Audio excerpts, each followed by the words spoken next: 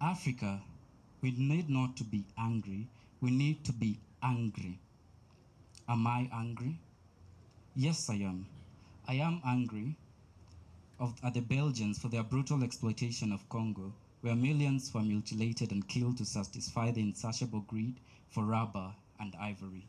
I'm angry at the British for the theft of our land, the enslavement of our people, and the economic sabotage that left our countries impoverished.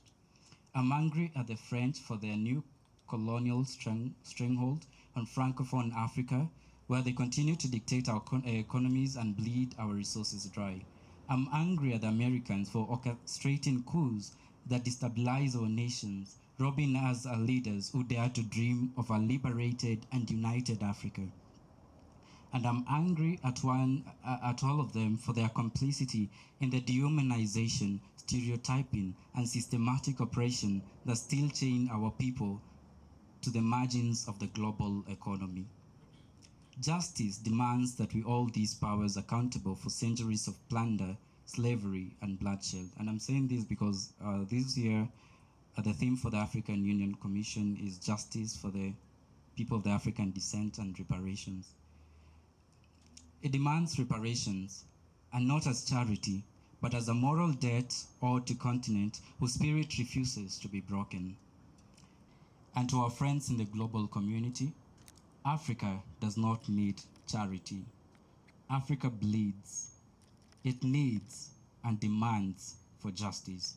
Africa demands the United Arab Emirates to stop arming militias in Sudan and exploit oil and gold from the country. Africa needs or demands the United States of America to stop exploiting coltan, tantalum from Congo. Instead, partner with us to build schools, hospitals, and infrastructure, and not to destabilize our progress. I have a dream of an Africa where a generation of leaders rises.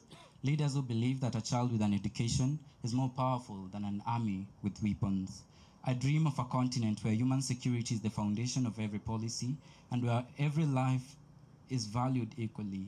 And thanks to the Africa Youth Leadership Forum for doing the Lord's work in nurturing a new breed of leaders.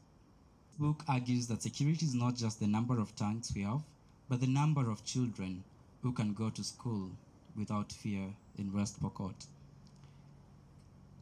Security is not how many bullets we stockpile, but how many hospitals we build.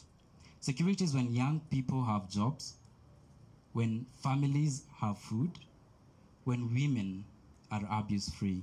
Statistics from the United Women and the Guardian newspaper show that 40 women, in every hour, 40 women are sexually abused in Congo. We must redefine security, not as the absence of war, but as the presence of justice. Our generation cannot afford to inherit the mistakes of the past. We must demand more than ceasefires. We must demand peace, peace with dignity.